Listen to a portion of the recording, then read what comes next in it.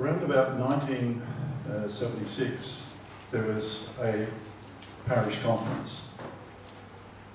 The first one was in 1971, and tonight I was going to talk about them, so I might as well sort of begin now. 1971 was the first parish conference. At that parish conference, just going on my memory, because I've got it written down but I haven't got it with me, there were about 26 priests present. There were 3 priests who were under 30, which was wonderful. I was one of them, so I was able to be there. I was 26, I think. Of the 26 priests, there were 6 parish priests who totally had been parish priests for about 60 years. In other words, some of them have been parish priests for 10, some for 30, some for 5, and so on. What was happening is that their presence in parishes stopped younger priests, and not as young as I was, but in their 40s, stopped them from being parish priests. So we brought in a rule for our province that every 6 years, every 3 years, a priest would be renewed for another 3 years if he was a parish priest. And at the end of 6 years, that was it, except for exceptional circumstances.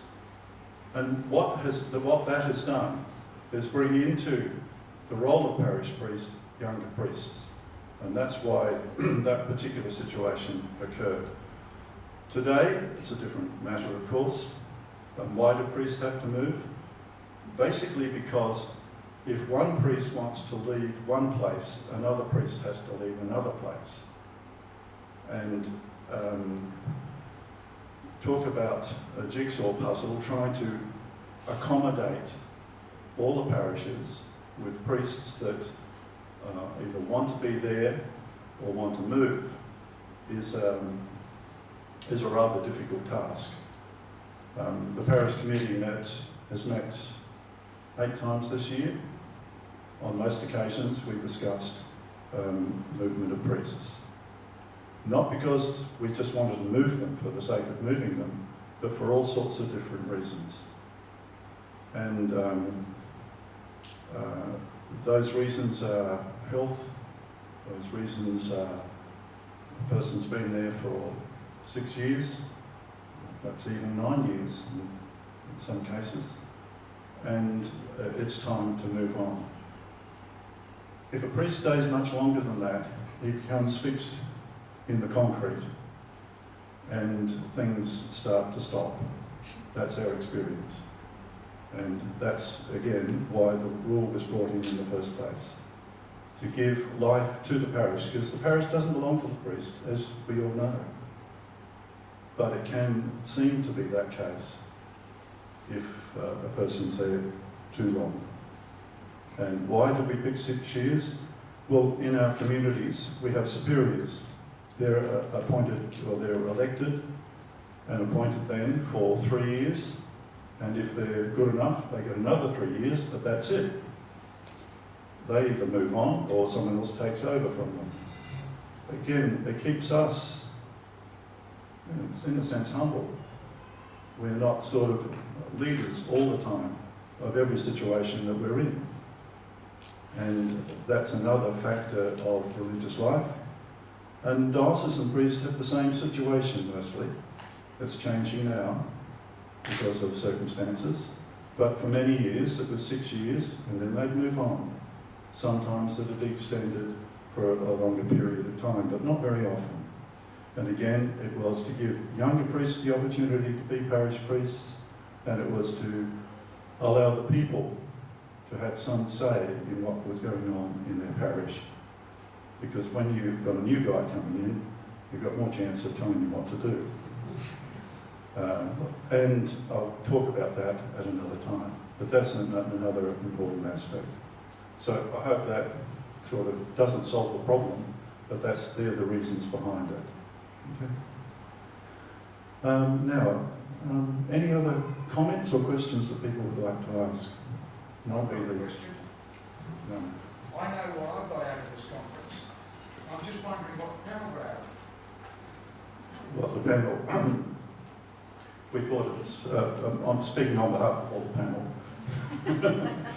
We thought it's been wonderful to have you all together and to be able to listen to what has been said and to see the energy that's involved. And now, as I said at the beginning, our desire now is to continue this in some way so that we are able to assist and help you adapt to new situations as new situations arise.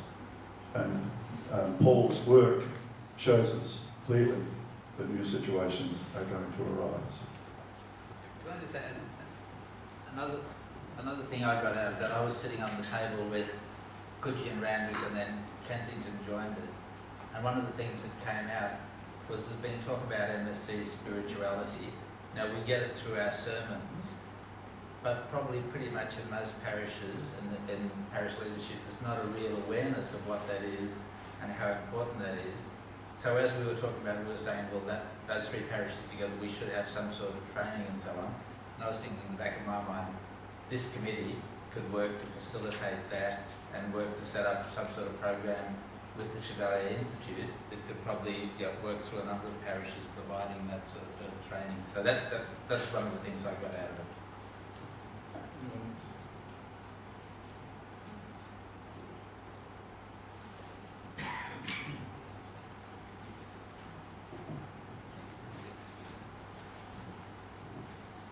My question to the panel is that during this weekend we looked at MSC strategies about looking into the future. And for us, lay people being here, we focused on empowering lay leadership for the future. What are some other strategies that the MSCs are looking to, let's say, to have continue our Eucharistic communities? And we're seeing among us that there are some MSCs coming from different provinces or maybe from other countries. Are there any other strategies? Would you think that eventually there will be more of these priests coming in? Or other things that you envisage for the future?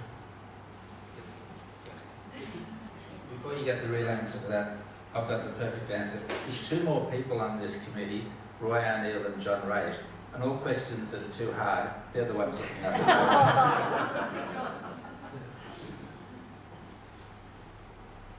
I'd just like to say firstly that our policy will never be bringing overseas priests in from Indonesia, from India, Papua New Guinea to fill spots because we're realising that they've got their own needs and their own cultures and that sort of thing. A lot of dioceses are actually doing that now.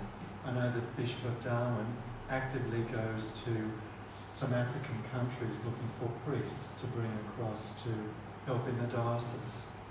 We don't think that's an answer, and we won't be doing that. Any of our priests who have come in from other countries to assist us here. It's quite a big discernment process before these people come in, and they're not here permanently either. Like they're here as part of a cultural type of an education and an understanding. It's also a sharing of inter-province resources for us to learn from them and them to learn from us, but certainly that's not one of our policies. And it will never be either. And we're very clear on that and very strong on that too. Another one is that we're putting a lot of our emphasis on formation. Now, we've got a number of young people in formation. Most of those young people now who are journeying with us, discerning religious life and priesthood, are they haven't necessarily been born in Australia. So it's a wonderful gift for us. We've got a Fijian man, we've got a couple of Vietnamese and Singapore. So we've got a lot of different cultures represented who are discerning vocations with us. we've got quite a good formation process going on. But what we're looking at really is not diminishment. Like, we don't want you to think that because we may not be able to supply, for instance, Camp Hill with a priest, or the cathedral in Darwin, a priest. We're not looking at it as a diminishment thing. We're looking at it as a creative way of being able to say, well, religious, like the MSCs, are going to be offering a diocese something maybe very different to leading a parish or administering a parish. There's something more about belonging to a religious congregation that's really administering a parish. So we're thinking of ways too of being able to support parishes in these dioceses that really need priests to run parishes. Well, we're saying we don't have them necessarily, but we're going to support you in other ways. And in Darwin, we're certainly looking at ways of doing that. And we're putting people in places where it can assist Darwin, the Northern Territory, Tasmania. We're looking at some strategies to help the Archbishop there as well, and other dioceses as well. We're not terribly popular at the moment in some ways doing that. The bishops really like someone to fill a spot as a parish priest or an administrator. We're starting to say to the bishops now, well, we're not going to engage on that level with you anymore, because we actually don't have the people to do it. But we've got all these wonderful men who could serve in your diocese in different roles. Would you be open to that? Most of them, well, there's a few of them and we've already asked and they're not terribly happy with that. But it's like that's what we've got to offer. You know, particularly the Bishop of Darwin. He's really desperate, and we've given him a lot of options and ways forward here, but he actually wants someone for Darwin Cathedral. We can't get anybody to do that, but we can offer priests in different ministries, can't we? In different areas. So we're looking at things very differently now. A few months ago I had to go to Camp Hill in Brisbane to say to the people that after 87 years the MSCs will be concluding their term of ministry with you. And that was taken very hard by the people there, because 87 years is a long time. We didn't have anybody, unfortunately, to run the parish for them. Fortunately, there'll be a diocesan priest taking over that parish from next year, from January next year. I must say it was a very difficult thing for me to have to do, to say to the people at the homily time, look, I've got something to tell you. And I never thought that I was going to tell them something like that. Now, Darwin, I think the cathedral, people already had some sense of it, so I haven't had to do that with them. Father John Keller has done that. We're hoping that we won't have to do it too soon with any other place, but we don't know. We don't know. We're having a real difficult time at the moment discerning priests, say for instance for Randwick. Who will we get for Randwick that's at the calibre of Peter Hearn or John Raitt or the predecessors? We actually don't have anybody who can manage so broadly all the things that a parish priest in a great big place like Randwick has to manage. We can offer different models of leadership in that parish. So we're going to have to really discern that one, because that position is going to be coming vacant very soon at Randwick. Kensington, fortunately, we had Allo Lemire. Thank God Allo stepped in and said, well, I'm able to do that for you. And otherwise we would have been saying to Kensington, we've got another model we can offer you, but the Cardinal, His Eminence, likes a priest in a parish in this archdiocese, and he won't settle for anything less. So we're very grateful to the Indonesian province for Allo Lemire, and Allo just happened to want to come here as well, and just happened to be at Kensington, so it's a real gift for us. when Barry Grundle finishes at Erskineville, that's the end of the MSCs at Erskineville. We actually can't supply anybody else. Adelaide at the moment is looking vulnerable as well. We're not sure what we're going to be doing. John Rait's been there for a long time at Henley Beach. Is it fair to ask him to do a further 3 years? And these guys are getting towards 70. They'd love to do pastoral roles, but not the big pressure of being parish priest. So I could go on, but I won't. I think you know what I'm talking about. So, as I say, it's different ways of ministry, different ways of offering our charism to dioceses and archdioceses. Thanks, Tom.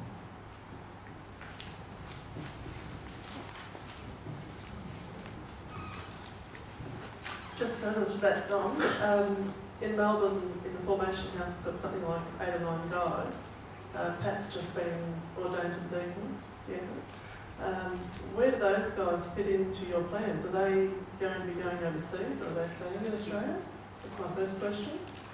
Second, and I know some of them are, first, second year, so there's a while before they'll be ordained. My second question is, there's been a little bit of talk today about lay MSCs. Where can they fit into assisting you to maintain your place in parishes?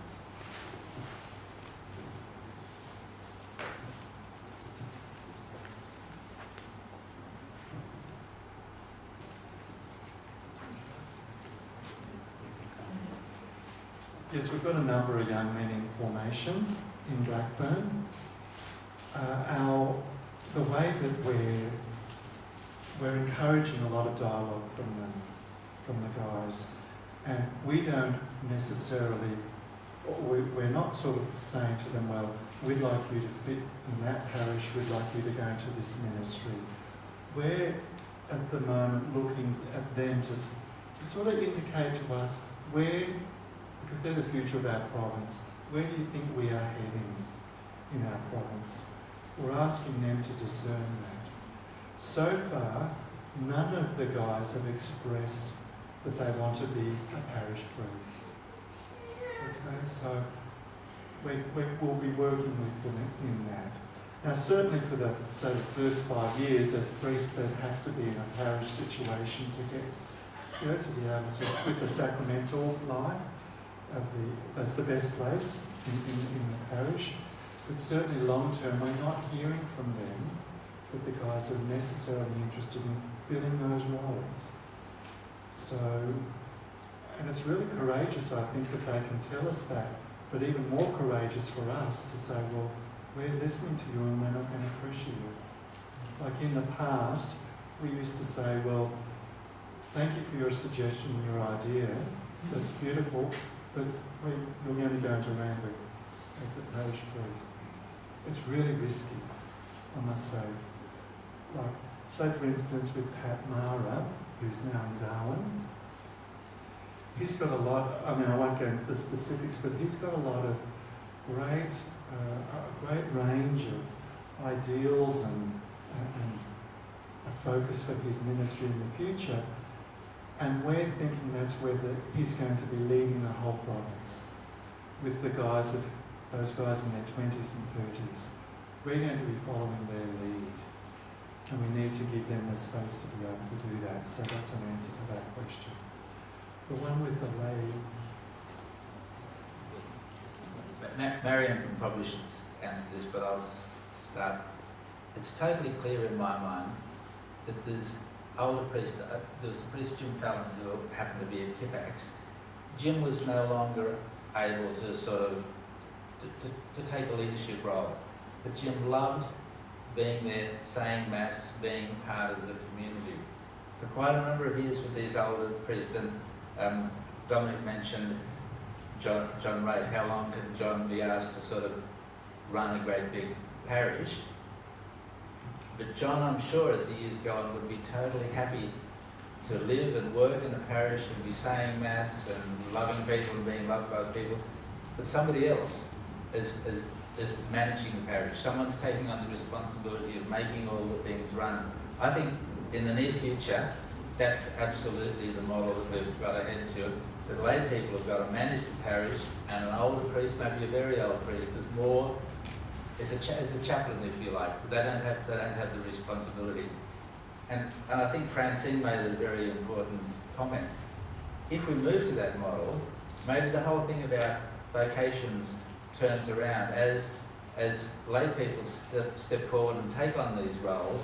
Does it change people's attitudes, young people's attitudes towards moving into ordained ministry? But Marion should be answering this.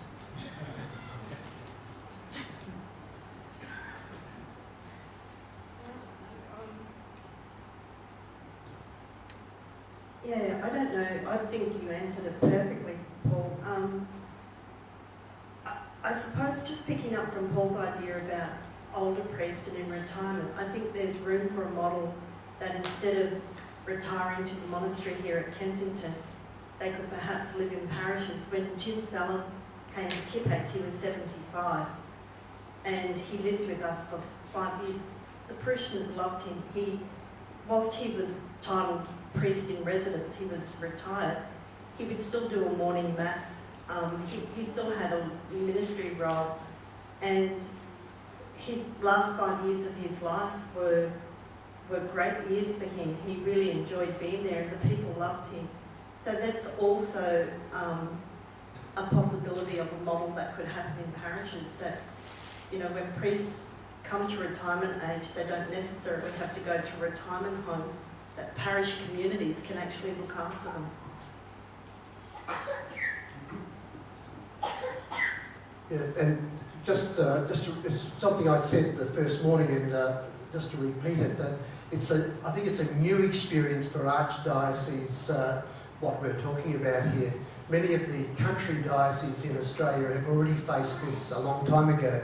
The example I shared, Toowoomba Diocese, where I worked for so long, 2/3 of the parishes there now don't have a priest and don't have a parish priest, but they've stayed together as a parish communities because lay people have done all these jobs that anybody can do. A priest doesn't have to do them. So the management of the organisation, all that of the parish, and the priest has been free to be a sacramental presence.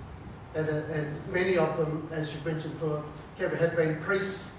They describe themselves as priests in residence.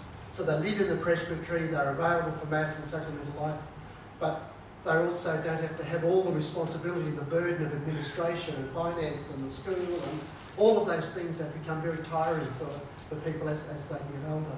So it's disheartening sometimes to think, oh, the model's changing, but it is. But it doesn't mean it means just doing things differently. It doesn't mean the end of it. And in fact, some of these places, people now are really excited. The parishes have been re-energised with a different model. So even though it's difficult thinking about it's changing, but there's a lot of hope, and there's a lot of wonderful things can happen as we move to new models.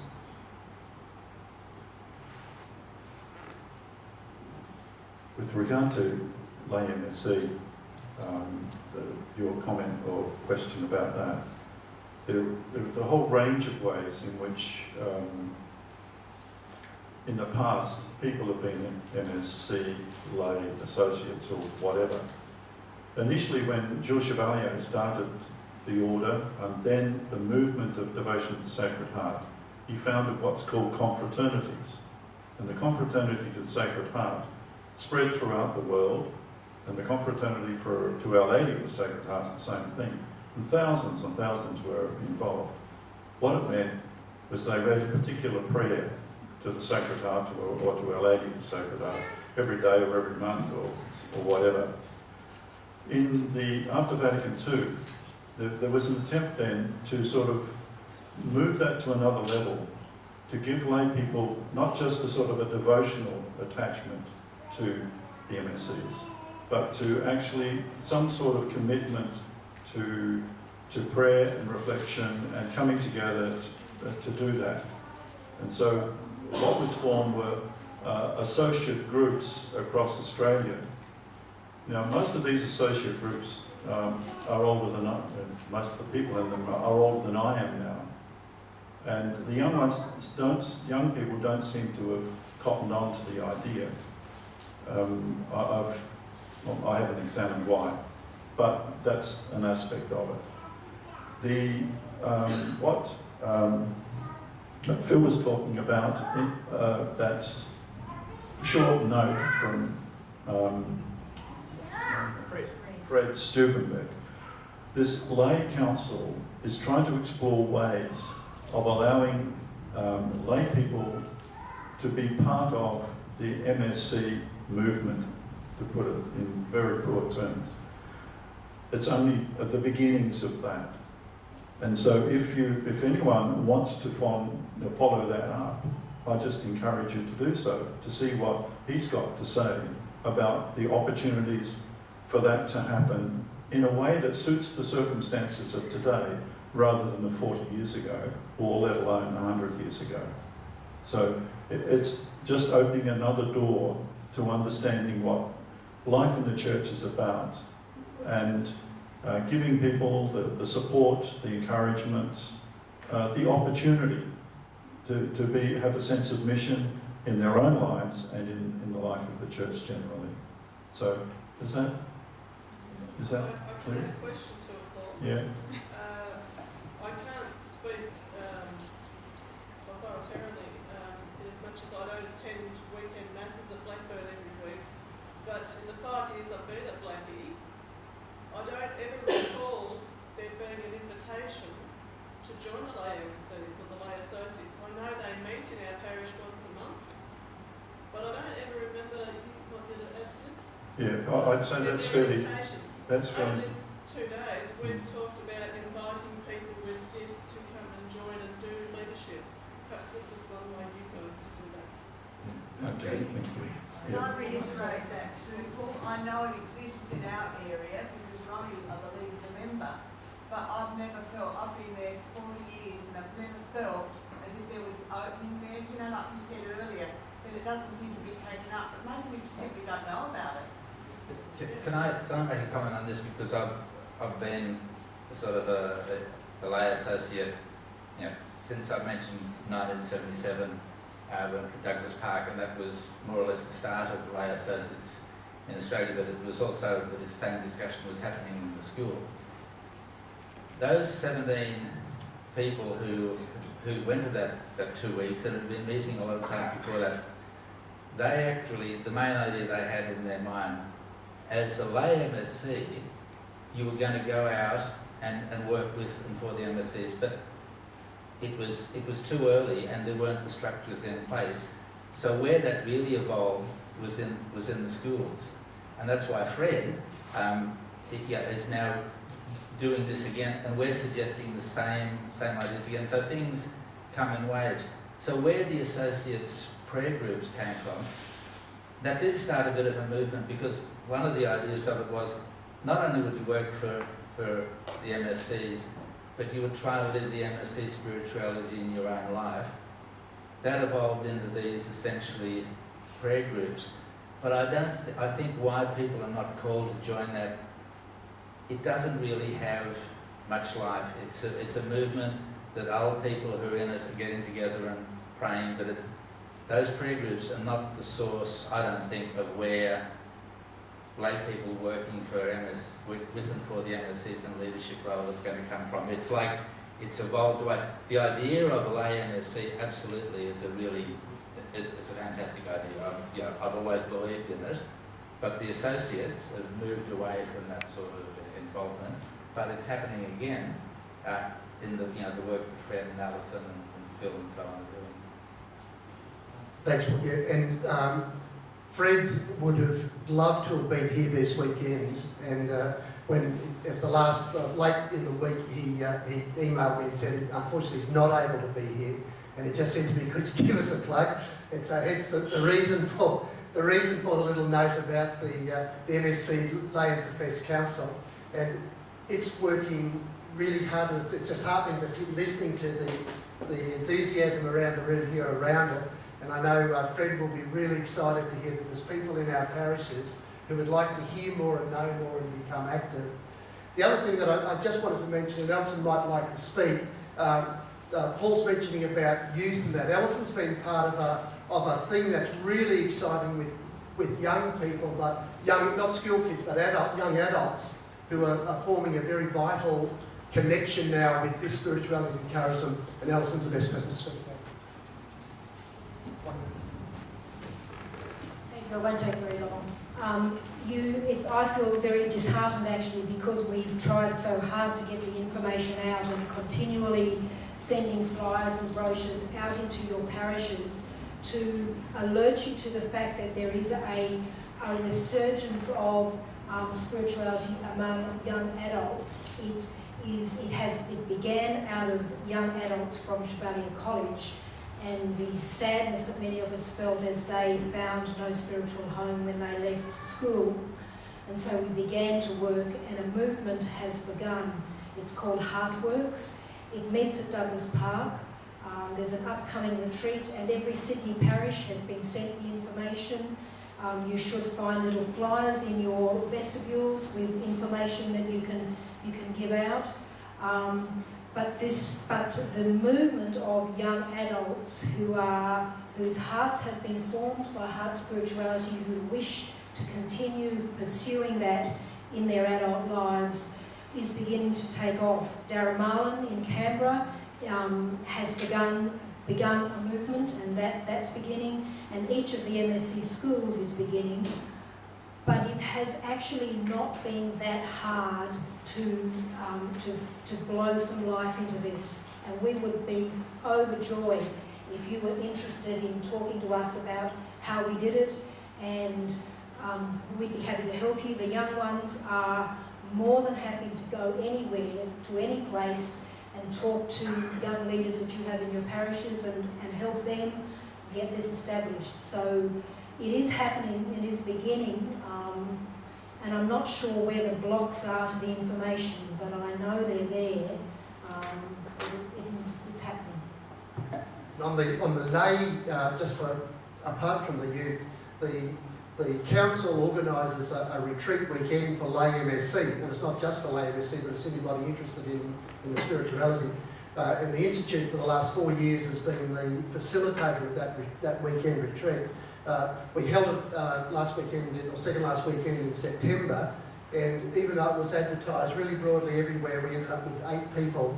What was a fantastic weekend, and I don't think it's lack of interest. I think it's just, we find it, as Alison said, incredibly difficult for some reason to get the information out there. There's a block somewhere between here and when it gets to the parish offices or somewhere, the news about it, the information about it just doesn't get through. I just wanted to add something about the lay MSC. In Kippax Parish, we don't have a lay MSC group, and we never have had. They do have one in Canberra that comes out of Darramarlin, and I think Father Jim Littleton is their director in that. The question came up at Kippax some years back, why don't we have a lay MSC group? And the press at the time said, you come to Mass here at Kippax, it's an MSC parish, you're all lay MSC. And he would often tell the people, you know, you're all lay MSC, you don't have to join a group to know that. And it shouldn't hold you back from anything you want to do with the MSCs or be involved in.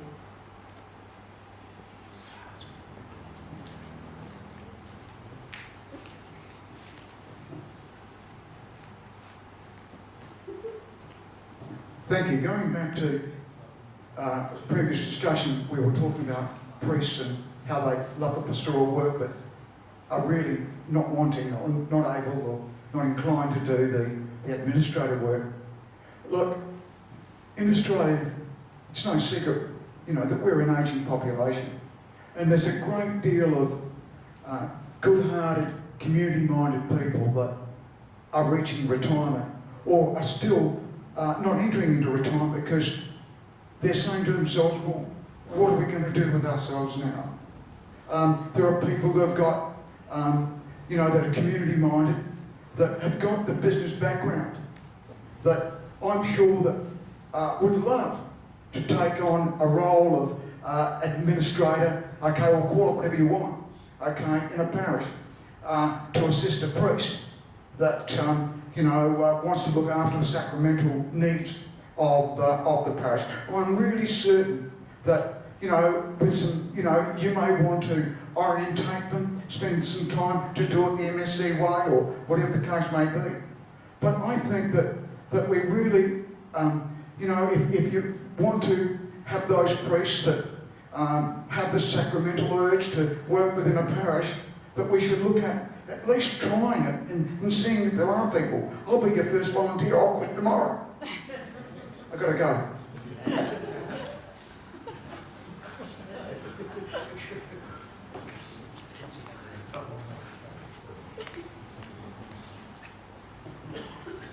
I just want to make more an observation of the communication challenge.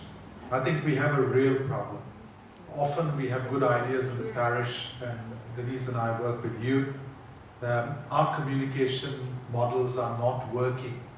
And so just putting flyers out in the narthex or wherever it is, or sending newsletters are not working. I don't know the answer, but I think maybe it's really an unfortunate thing that I don't think we knew about this event at the end of September.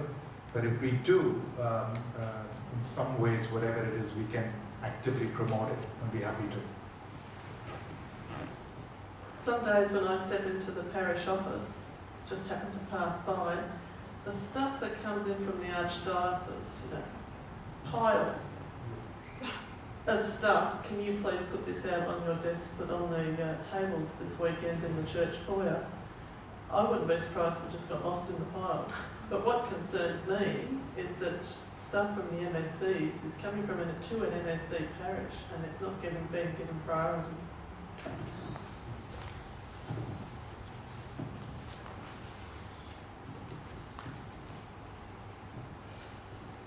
Look, firstly, just let me say that thank you for organising this weekend.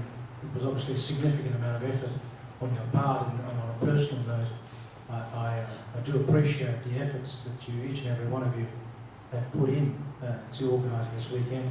I found every presentation valuable and refreshing. So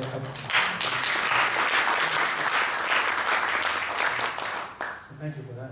I'm from Henley Beach, and we are aware of what happened in Queensland and the response from the community. And I think the concern is, as you shared, Dominic, that Adelaide is vulnerable. And I know that there are a majority of different models, so this is my question. If you have the different models in place as a possible answer, have you drafted them? Have some been in place? Has there been any comparative analysis of which models work, which models don't work? Because if we're in a vulnerable time, there really isn't time to trial poorly performing models. Can you share your thoughts on that?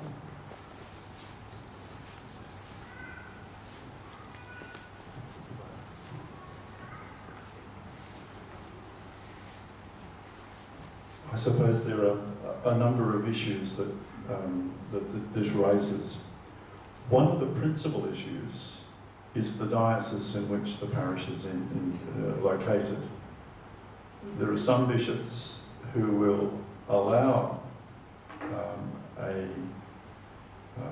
basically a lay-administered parish with a priest to celebrate the Mass and be to be a presence rather than have an authority in the parish. There are other dioceses that will insist that there has to be a parish priest. And as we get older as priests, that scares the daylights out of us. You only have to look at the...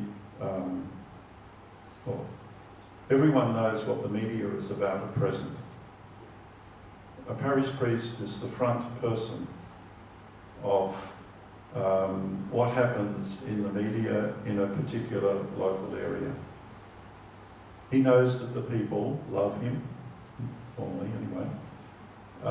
But it doesn't take away the fact that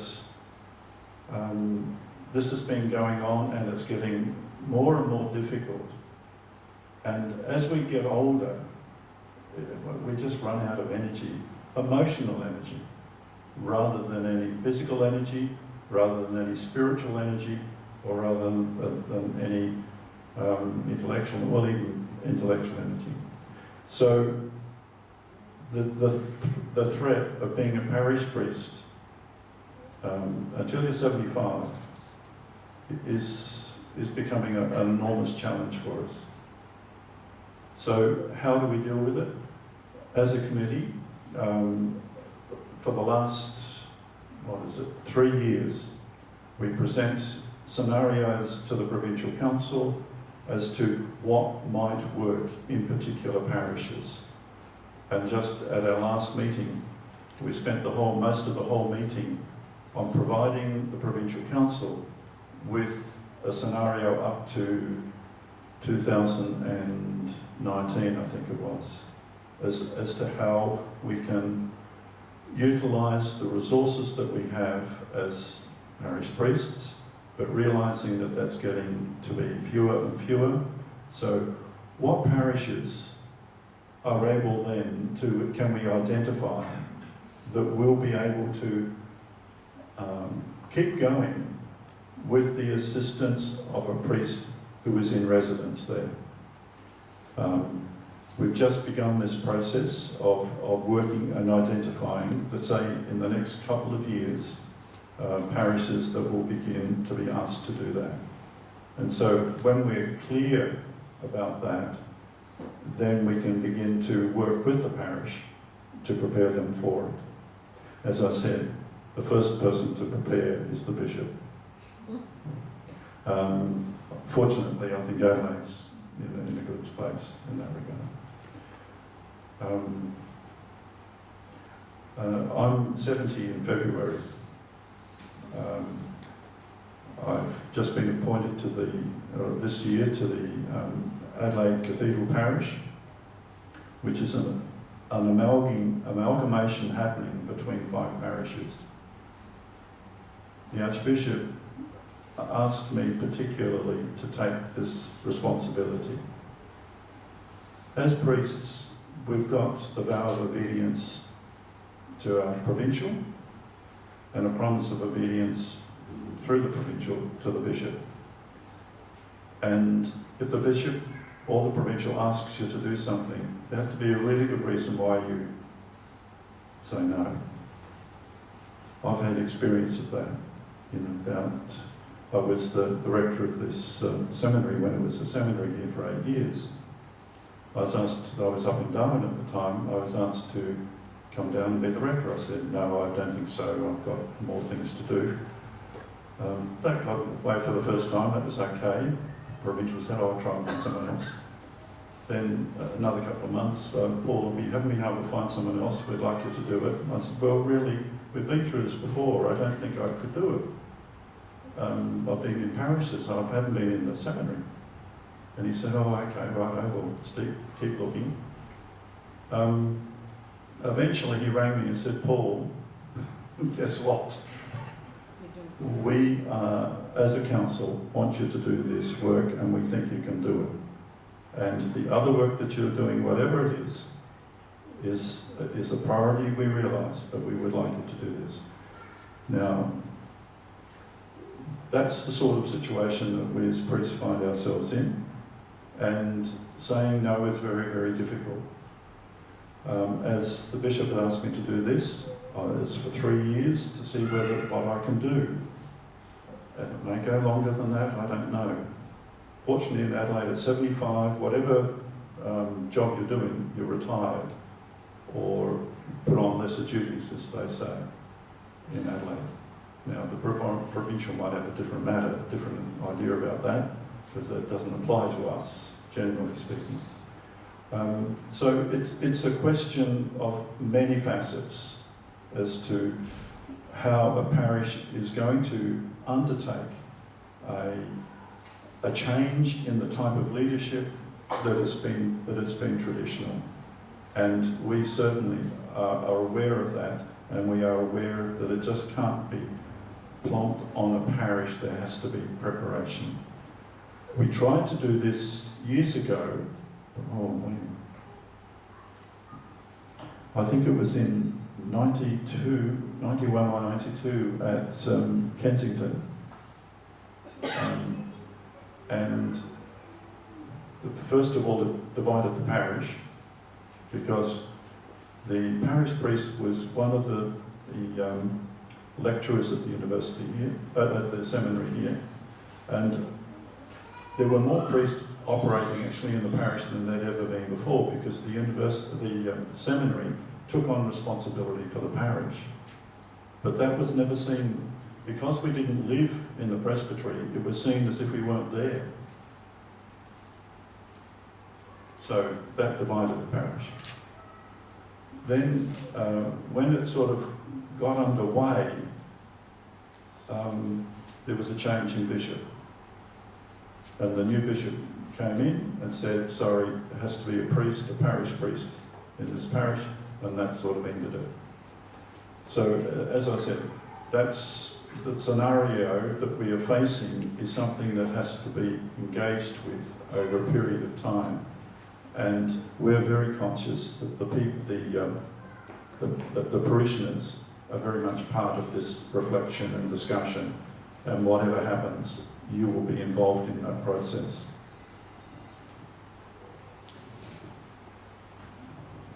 Oh, it's time. Sorry, I spoke too long, as usual. Excuse me, but can I just ask one question? With that model you're talking about, what consideration has been given to the way it might be financed? Any as yet? Well, that's a big question too, and it depends on each diocese. Each diocese is different when it comes to allowing that to happen. But we've certainly considered it, but we don't know what to do yet. It's basically the question. So we've come to the end of the formal proceedings, except for Mass and the dinner. So I'd like, first of all, on behalf of the panel and the MSCs, to thank you for being with us these last 2 days.